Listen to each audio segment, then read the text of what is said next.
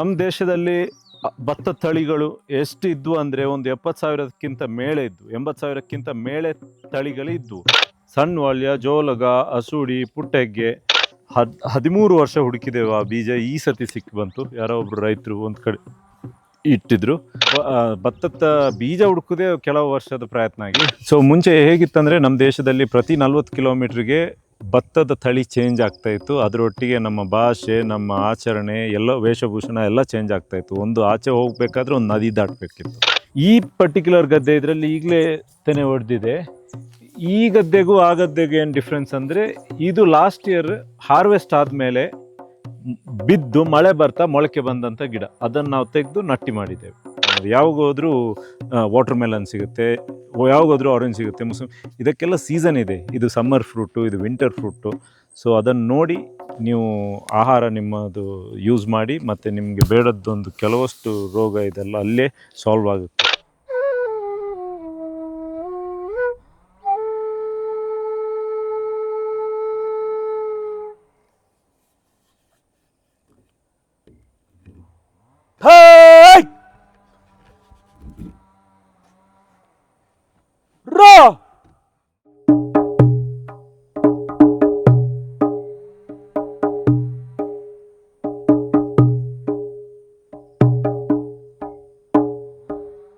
ಇದಕ್ಕಿಂತ ಮುಂಚೆ ಫಾರ್ಮಿಂಗ್ ಏನು ಎಕ್ಸ್ಪೀರಿಯನ್ಸ್ ಇಲ್ಲ, ಆದರೂ ನಾನು 3rd ಜನರೇಷನ್ ಅಗ್ರಿಕಲ್ಚರಿಸ್ಟ್. ಇದೇನು ಹೊಸ ಕಾನ್ಸೆಪ್ಟ್ ಅಲ್ಲ, ನಾವು ತೋಟದಲ್ಲೆಲ್ಲ ಓಡಾಡಿ ಇದ್ದವರು.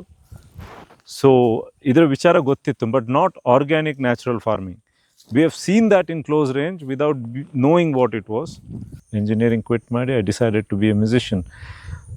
That led to me being going somewhere else. I mean, it was ಏನೋ ದೇವ್ರ ದಯದಿಂದ ಒಂದಿಷ್ಟು ಆ ಜರ್ನಿಯೇ ನಮಗೆ ಕೆಲವೊಂದು ವಿಚಾರಗಳನ್ನು ಕಲಿಸಿತು. ಮ್ಯೂಸಿಕ್ ಅಂದರೆ ಏನು ಅಂತ ಅದೇ ಕಲಿಸಿತು. ಮ್ಯೂಸಿಕ್ ಅಂತ ಏನಂತ ನಮಗೆ ಗೊತ್ತಿರಲಿಲ್ಲ, ಧುಮುಕಿ ಬಿಟ್ಟಿದ್ದೇವೆ. ಯಾಕೆಂದರೆ ನಾವು ಏನೋ ನೋಡಿರ್ತೇವೆ, ನಾವು ಅದೇ ಥರ ಆಗಬೇಕು ಅಂತ.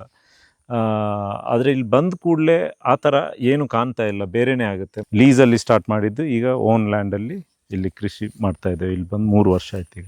ಸೊ ನಮ್ಮ ಸಾವಯವ ಕೃಷಿ ಚಟುವಟಿಕೆಯ ಒಂದು ಅತ್ಯಂತ ಮಹತ್ವಪೂರ್ಣವಾದ ಚಟುವಟಿಕೆ ಅಂದರೆ ಇದೆ ಭತ್ತದ ಬೆಲೆ. ಅದು ನಾಟಿ ತಳಿ ಸಂರಕ್ಷಣೆ. ಇಲ್ಲಿ ಒಂದು 6 ವೆರೈಟಿ ಕನ್ಸರ್ವೇಷನ್ ಆಗ್ತಾ ಇದೆ. ಎಲ್ಲ ನಮ್ಮದು ಲೋಕಲ್ ತಳಿ. ಮಾತ್ರ ಇದು ಮಾತ್ರ ಲೋಕಲ್ ಅಲ್ಲ, ಇದು ಕಾಲಾಬಟ್ಟು ಅಂತ ಒರಿಸ್ಸಾದಿಂದ ಬರುವಂಥದ್ದು. ಈ ಪರ್ಟಿಕ್ಯುಲರ್ ಗದ್ದೆ ಇದರಲ್ಲಿ ಈಗಲೇ ತೆನೆ ಹೊಡೆದಿದೆ. ಈ ಗದ್ದೆಗೂ ಆ ಗದ್ದೆಗೂ ಏನು ಡಿಫ್ರೆನ್ಸ್ ಅಂದರೆ, ಇದು ಲಾಸ್ಟ್ ಇಯರ್ ಹಾರ್ವೆಸ್ಟ್ ಆದಮೇಲೆ ಬಿದ್ದು ಮಳೆ ಬರ್ತಾ ಮೊಳಕೆ ಬಂದಂಥ ಗಿಡ. ಅದನ್ನು ನಾವು ತೆಗೆದು ನಟ್ಟಿ ಮಾಡಿದ್ದೇವೆ. ಸೊ ಈಗ ಆಲ್ರೆಡಿ ಈ ಸ್ಟೇಜಿಗೆ ಬಂದಿದೆ, ಗ್ರೋತ್ ಇದೆ. ಇದಕ್ಕೆ ಈ ಸತಿ ವಿಪರೀತ ಮಳೆ ಆದ ಕಾರಣ ಸ್ವಲ್ಪ ಅಟ್ಯಾಕ್ ಇತ್ತು. ಸೊ ಇದು ಆಲ್ಮೋಸ್ಟ್ ನ್ಯಾಚುರಲ್ ಸೀಡಿಂಗ್ ಈ ಪ್ಯಾಚ್. ಅಂದರೆ ಅದೇ ಕಾಲಾನುಸಾರ ಮೊಳಕೆ ಹುಟ್ಟಿ ಬಂದ ಇದು ಗಿಡ. ಸೊ ಇದು ನಾವು ನಟ್ಟಿ ಮಾಡಿದ್ದು, ಅಂದರೆ ಲೇಟ್ ಸೀಡಿಂಗ್.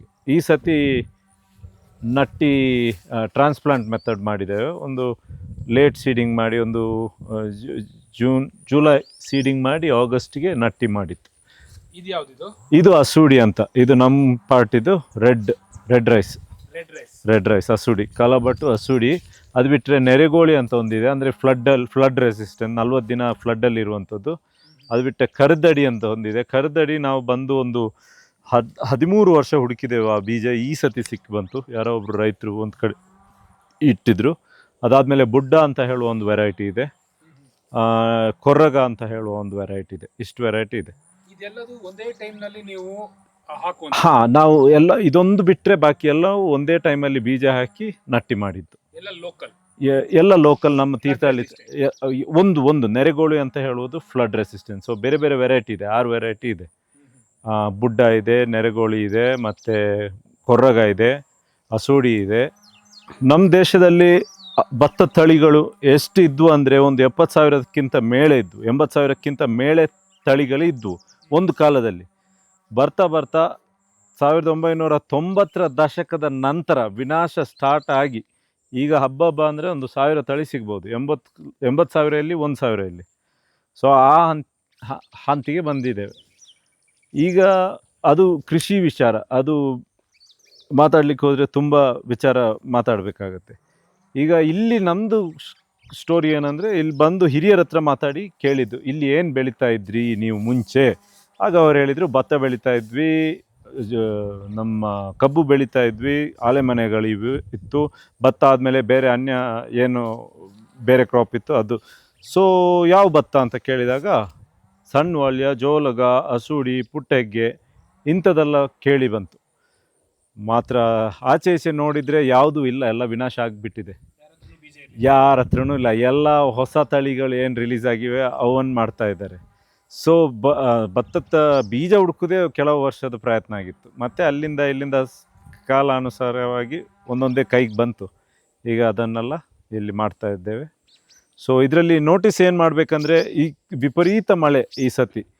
ಸೊ ಮಳೆ ಜಾಸ್ತಿ ಇದ್ದ ಕಾರಣ ಕೆಳಗಿನ ಗದ್ದೆಗೆ ಅಟ್ಯಾಕ್ ಜಾಸ್ತಿ. ನೀರು ಎಲ್ಲಿ ಇದು ಜಾಸ್ತಿ ಸಿಗುತ್ತೆ ಮತ್ತು ಸನ್ಲೈಟ್ ಕಮ್ಮಿ ಆಗುತ್ತೆ, ಅಲ್ಲಿಗೆ ತುಂಬ ಜಾಸ್ತಿ ಅಟ್ಯಾಕ್ ಆಗುತ್ತೆ. ಹಾಗಾಗಿ ಕೆಳಗಿನ ಗದ್ದೆ ಒಂಥರ ಇದೆ. ಹೋದ ಸತಿ ಅದೆಲ್ಲ ಈ ಕಡೆ ಇತ್ತು, ಇದು ಆ ಕಡೆ ಇತ್ತು.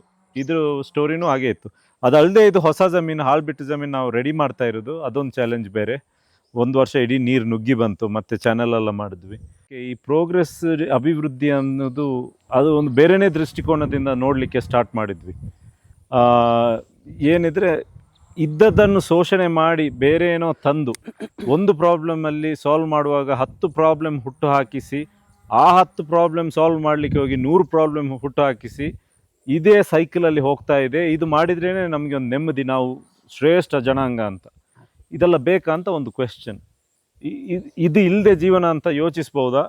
ಆಗ ಬರೋದು ಇದು. ಯಾಕೆಂದರೆ ನಮ್ಮ ಪೂರ್ವಜರು ಇದೇ ಮಾಡಿದ್ದು. ಅಷ್ಟು ಪ್ರಾಬ್ಲಮ್ಸು ಇರಲಿಲ್ಲ, ಅಷ್ಟು ಸೊಲ್ಯೂಷನ್ಸು ಇರಲಿಲ್ಲ, ನೆಮ್ಮದಿಯಲ್ಲಿ ಜೀವನ ಹೋಗ್ತಾಯಿತ್ತು. ಸೊ ನಮ್ಮ ಎಕ್ಸ್ಪೀರಿಯನ್ಸ್ ಈ ಭತ್ತದ ತಳಿಗಳಲ್ಲಿ ಏನಂದರೆ, ಇದಕ್ಕೆ ಅಟ್ಯಾಕ್ ಕಮ್ಮಿ, ಸಿಂಪಡಣೆ ಕಮ್ಮಿ, ದೇಖ್ಭಾಲ್ ಕಮ್ಮಿ, ಇದರಷ್ಟಕ್ಕೆ ಬೆಲೆ ಕೊಡುತ್ತೆ. ನಾವು ಜಾಸ್ತಿ ಏನು ಮಾಡಿಲ್ಲ, ಒಂದು ಸ್ವಲ್ಪ ದರ್ಗ ಹಾಕಿದ್ದೇವೆ, ಮತ್ತು ಸೆಗಣಿ ಗೊಬ್ಬರ ಹಾಕಿದ್ದೇವೆ, ಸ್ಲರಿ ನೀರೊಂದು ಕೊಡ್ತೇವೆ, ಯಾವಾಗ ಪುರ್ಸೊತ್ತಾಗುತ್ತೆ ಆಗುವಾಗ. ಮಾತ್ರ ಅಟ್ಯಾಕ್ ಬಂದಾಗ ನಮ್ಮದೇ ಒಂದು ಅರ್ಕ ರೆಡಿ ಮಾಡ್ತೇವೆ, ಬೇರು ಇದೆಲ್ಲ ರೆಡಿ ಮಾಡಿ ಕಾಡಿಂದ ಜಜ್ಜಿ, ಕೆಲವು ಗಿಡಗಳಿವೆ ಇಲ್ಲಿ, ಅದೇ ನಮ್ಮ ಮದ್ದು. ಮತ್ತು ಅದು ಬಿಟ್ಟರೆ ಬೇರೆ ಲೈಮ್, ಸುಣ್ಣ ಒಂದು ಸ್ವಲ್ಪ ಹಾಕ್ತೇವೆ, ಅದೇ ಹೊರಗಿಂದ ಬರುವಂಥ ಒಂದು ವಿಚಾರ. ಕೃಷಿ ಮಾಡೋದಕ್ಕಿಂತ ಮುಂಚೆ ಫಸ್ಟ್ ಹೋಗಿ ಭೇಟಿಯಾದದ್ದು ಹಿರಿಯರನ್ನು. ಅವ್ರ ಹತ್ರ ಮಾತಾಡಿ ಅವ್ರು ಹೇಗೆ ಕೃಷಿ ಮಾಡ್ತಾಯಿದ್ರು, ಅವ್ರಿಗಿದ್ದ ಅರಿವೆಲ್ಲ ನಾವು ಡೌನ್ಲೋಡ್ ಮಾಡಿದ್ವಿ. ಪ್ರಶ್ನೆ ಹೇಳ್ತಾರೆ. ಈಗ ಆ ಹಿರಿಯ ಜನಾಂಗನೂ ಆಲ್ಮೋಸ್ಟ್ ಹೋಗುವ ಅಂಚಿನಲ್ಲಿದೆ. ನೆಕ್ಸ್ಟ್ ಜನರಿಗೆ ಅಷ್ಟು ಅರಿವಿಲ್ಲ ಹಳೆ ಕಾಲದ ಕೃಷಿ ವಿಷಯ. ಸೊ ಇಲ್ಲಿ ನೋಡಿ, ನೀರು ನಿಂತಿದೆ, ಇದು ಸಂಗತಿ ಆಗಿದೆ. ಮೀನು ಇರಬೇಕು ನಮ್ಮ ನೀರಲ್ಲಿ, ಗದ್ದೆಗಳಲ್ಲಿ. ಹಕ್ಕಿ ಮೇಲೆ ಇರುವುದನ್ನು ಮೀನು ಜಂಪ್ ಮಾಡಿ ಹಿಡಿದದ್ದಿದೆ. ಸೊ ಕಳೆನಾಶಕ ಪ್ರಕೃತಿಯಲ್ಲೇ ಇದೆ. ಇದೇನಾಗುತ್ತೆ, ನಮ್ಮ ಎಕ್ಸೆಸಿವ್ ಕೆಮಿಕಲ್ ಮತ್ತು ಟಾಕ್ಸಿಕ್ ಕೆಮಿಕಲ್, ಹಾನಿಕಾರಕ ಕೆಮಿಕಲ್ ಯೂಸಿನಿಂದ ಇದ್ದದ್ದೆಲ್ಲ ಸಾಯ್ತಾ ಹೋಗುತ್ತೆ.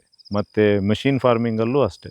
ಸೊ ಆದಷ್ಟು ನಾವು ನ್ಯಾಚುರಲ್ ಫಾರ್ಮಿಂಗ್, ನಮ್ಮ ಪೂರ್ವಜರು ಏನು ಮಾಡ್ತಾಯಿದ್ರು ಅದರ ಕಡೆನೇ ಗಮನ ಕೊಟ್ಟರೆ ಕೆಲವೊಂದು ಬೇಡದ್ದು ಪ್ರಾಬ್ಲಮ್ಸ್ ಎಲ್ಲ ಅಲ್ಲೇ ಸಾಲ್ವ್ ಮಾಡ್ಬೋದು, ಬರೋದಾಗೆ ಮಾಡ್ಬೋದು.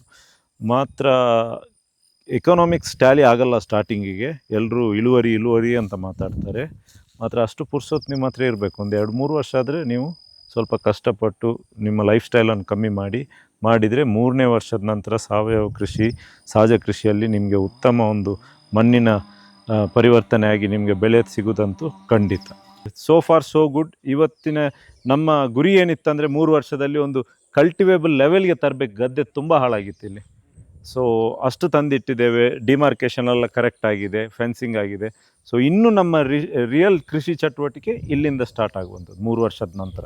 ಸೊ ಮುಂಚೆ ಹೇಗಿತ್ತಂದರೆ, ನಮ್ಮ ದೇಶದಲ್ಲಿ ಪ್ರತಿ 40 ಕಿಲೋಮೀಟ್ರಿಗೆ ಭತ್ತದ ತಳಿ ಚೇಂಜ್ ಆಗ್ತಾಯಿತ್ತು. ಅದರೊಟ್ಟಿಗೆ ನಮ್ಮ ಭಾಷೆ, ನಮ್ಮ ಆಚರಣೆ ಎಲ್ಲ, ವೇಷಭೂಷಣ ಎಲ್ಲ ಚೇಂಜ್ ಆಗ್ತಾಯಿತ್ತು. ಒಂದು ಆಚೆ ಹೋಗಬೇಕಾದ್ರೆ ಒಂದು ನದಿ ದಾಟಬೇಕಿತ್ತು. ಈಗ ಆ ಥರ ಎಲ್ಲ ಯೂನಿಫಾರ್ಮ್ ಆಗಿಬಿಟ್ಟಿದೆ.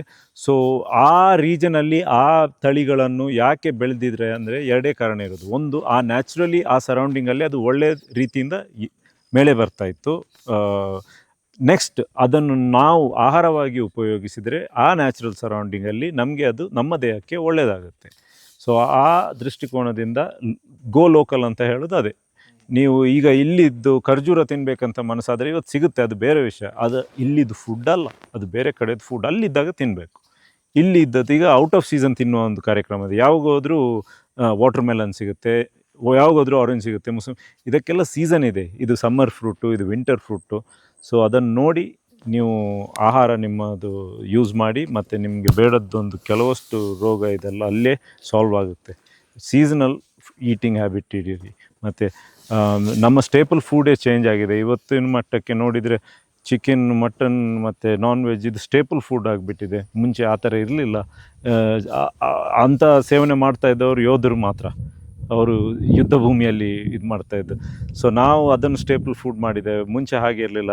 ವರ್ಷಕ್ಕೆ 2-3 ಸತಿ ಕೋಳಿ, ಅದು ನಾಟಿ ಕೋಳಿ ತಿಂತಾಯಿದ್ರು. ಇದು ಒಂದು ಕರಿ ಮಾಡಿದರೆ ಇಡೀ ಊರಿಗೆ ಪರಿಮಳ ಬರ್ತಾಯಿತ್ತು. ಸೊ ವೆಜಿಟೇರಿಯನ್ ಕ್ವಿಸಿನ್ ಜಾಸ್ತಿ ಇದು ಮಾಡಿ, ಅದರಲ್ಲೂ ಆರ್ಗ್ಯಾನಿಕ್, ಲೋಕಲ್, ಸಹಜವಾಗಿರುವಂಥದ್ದು ಉಪಯೋಗಿಸಿ, ಮತ್ತು ನಾನ್ ವೆಜ್ ಕಮ್ಮಿ ಮಾಡಿ. ನಾನ್ ವೆಜ್ ತಿನ್ನಲೇಬೇಕಂದ್ರೆ ಸರಿಯಾದ ನಾನ್ ವೆಜ್ ತಿನ್ನಿ. 40 ದಿನದಲ್ಲಿ ಬೆಳೆಯುವಂಥ ಕೋಳಿ ಎಲ್ಲ 6 ತಿಂಗಳು ಬೇಕು ಒಂದು ಕೋಳಿ ಬೆಳೀಲಿಕ್ಕೆ.